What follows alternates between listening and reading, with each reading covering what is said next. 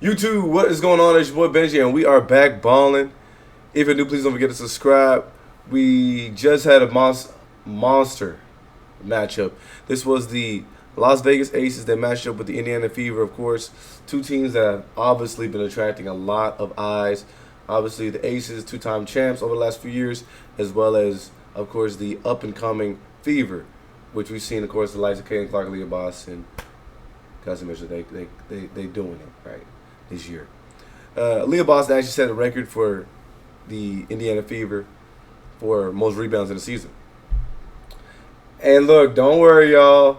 Caitlin did set the record for most assists in the season too. So she's doing her thing, which a lot of people expected and a lot of people actually didn't expect coming into the rookie season. So she's actually turned a lot of heads and made a lot of people Caitlin Clark fans for sure. But at the end of the day, it was really Chelsea Gray that stole this game. I mean, she put together some crazy highlights. She got buckets and really was an instrumental piece in getting this W for the Aces. She had a lot of clutch buckets. And I say clutch in like end of shot clock, jump shots, fades, and tough tip takes to the rim. Even as, a couple flashy passes, of course. High difficulty, behind the back, no look. This game was riddled with elbows. I mean, Aaliyah Boston went to the locker room at halftime, etc., etc., etc. Let's just go ahead and check what Twitter's talking about. Cousin Mitchell is the only reason the Fever are in the game, and all they're doing is talking about double C's. Not ace related, but I hope she really goes to a team that deserves it in the offseason because this is crazy. No. Cousin Mitchell been balling. But, y'all act like, what does the song say? Yeah, I like two goats cannot coexist. Bro, she's been doing her thing, and I think she's being highlighted because of her playing in front of these big-time arenas with Caitlin Clark. Is that a bad thing? Whereas everything to help Fever win, y'all still lost. We also saw Caitlin Clark another tech, too, so we'll talk about it. Aces, I mean, at the end of the day, this is a lot of people's favorite to win the championship. Asia had a great game, too, but obviously not her normal self. She had 15, I think 17. So definitely not what a lot of people expected her to look like after her crazy surges. But at the end of the day, the win is a win. And they sold out already for next year. No, that's crazy. Boom. Love the competitive spirit she has.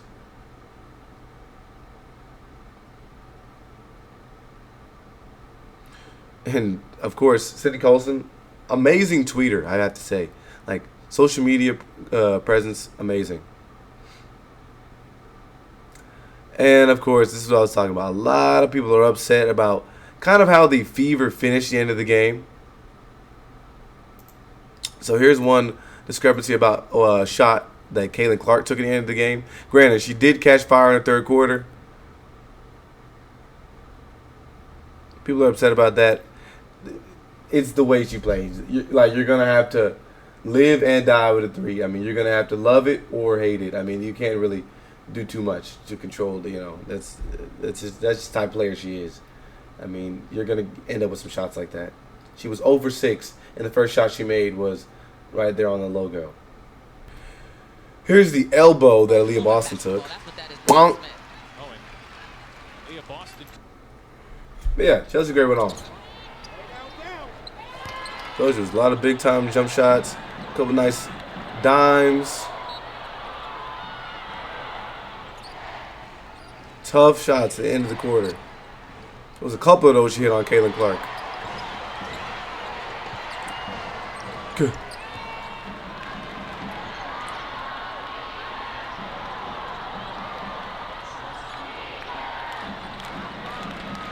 Hand in the face, don't matter.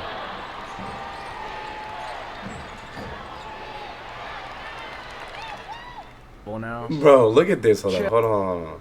They openly travel now. She hasn't even dribbled yet. There was definitely some clutch buckets too from Cousin Plum. Right up Right the here. middle, kick out Plum, Bam. and a huge three ball. She's deadly in the corners. Bam. Hits a three. Yeah. So, crazy work. I think a lot of people forget, though, the leading NCAA scorer in women's hoops was Kelsey Plum. Like,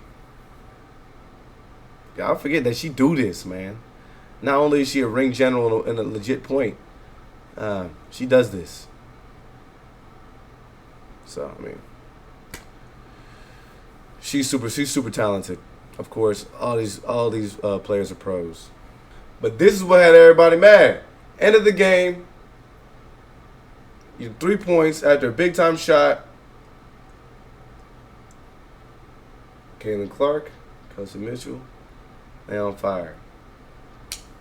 This is, of course, our players that should get the opportunity in the end of the game. Let's see what we saw. A double pin down. What is this? A little handoff to a double pin down. Well, pin down and you have an up screen over here. This is the shot you end up with. So this is why Twitter upset. Obviously, I don't really draw issue with that because she's, at the end of the day, she's a pro. But if you're the Aces, this is exactly the player you want on the court to shoot this shot. 26% from three this season? Yeah, we're absolutely fine with her taking this shot with a hand in her face. If we'll live with that shot, because that shot just sends us to overtime. So if this is the one that we leave open, and instead we guarding Caitlin Clark, Kelsey Mitchell, and anybody else that is a possible threat to us on the perimeter, we will live with her taking that shot. But people are upset. And head coach talked about it after the game. Through that possession, what you were looking for in that play? Yeah, people know it's going to be really hard to get Caitlin a shot in those possessions. Like, we want to make sure, like, she, between her and Kelsey, you give them both options. In that play that we ran, they had a pin and they had hammer action on the weak side. And they're going to take away something, so you just have to be ready. And AB came to me right before. She said, Coach, do you want me like to send it to overtime, though? This is the play you ran? To spread out to the corner three. I said, be ready, because they're going to take that shooter away. And it was a great shot. It rimmed in and out. I mean, that was a great shot. This girl has gone and worked really hard on that part of the game. I have a lot of confidence in her to take that shot. I mean, teams are going to scheme against Caitlin Clark and Kelsey Mitchell. They're going to do everything they can to make somebody else take that three. So it's just on us, got to find a way to get the ball in their hands and let them take it. But I was so okay with that wide open three by Leah Boston. Thank you, everybody. There were 30 seconds left. So a lot of people, of course, are upset about this. I honestly agree with her. I don't really see the issue. I mean, Leah Boston is a good player in her own right. Obviously, like I said, if you're as an opposing team, you'd rather her take it than Kelsey or Kaylin or anybody else, really. But I mean, you live and you learn. I mean, this is one of those opportunities where, look, you've been repping it, out. You're wide open. You got to knock it down. And if you don't, I mean, you just get back in the lab. That's all you really can do. And for some of y'all that swear that Caitlin Clark is a terrible teammate, she did praise Aaliyah Boston after the game.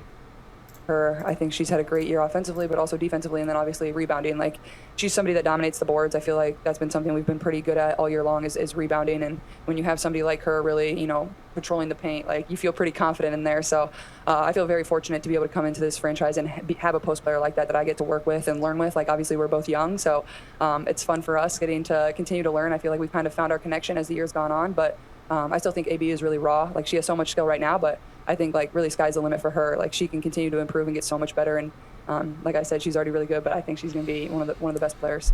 I'm happy for her. But here's where a lot of people are upset, because if you look at plays like this is a little more complex of a play, I would assume. It's also part of the player's role, because they found one of the greatest shooters to ever play basketball, if not the greatest. The Warriors consistently find ways to get him open. So a lot of people were criticizing Fever's coach. Little brush down to set Draymond open. Little elevator action. Draymond's going to find you with a little moving action. On the screen. Free. Curry, wide open three. Fire! Regardless, we got him wide open.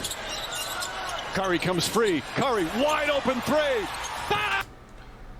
Like, I mean, the best shooter ever, top of the key shot. I mean, you gotta love that. So, also, I don't know. So, like, I don't know how you have your best shooters, like, not ball side. I don't know. I don't know. On a happy note,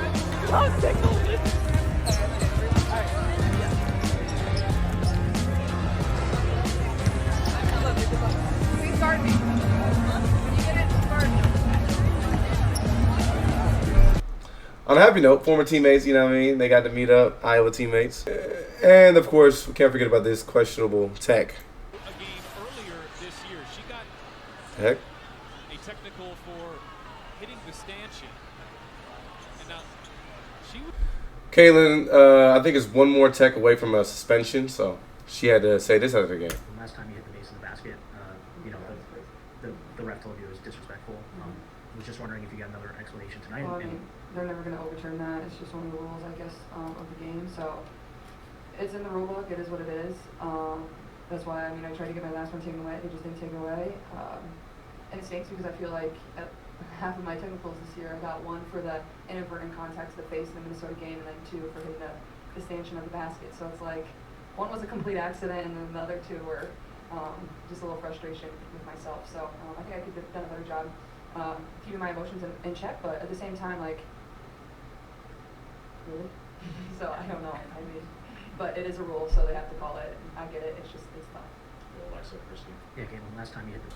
But yeah, definitely all in all a good game. The Aces are picking things back up. Of course, they're looking to get another ring this year. So let's listen to Becky Hammond, what she's got to say about the last few stretches of the season. Last year, our offense was ridiculous.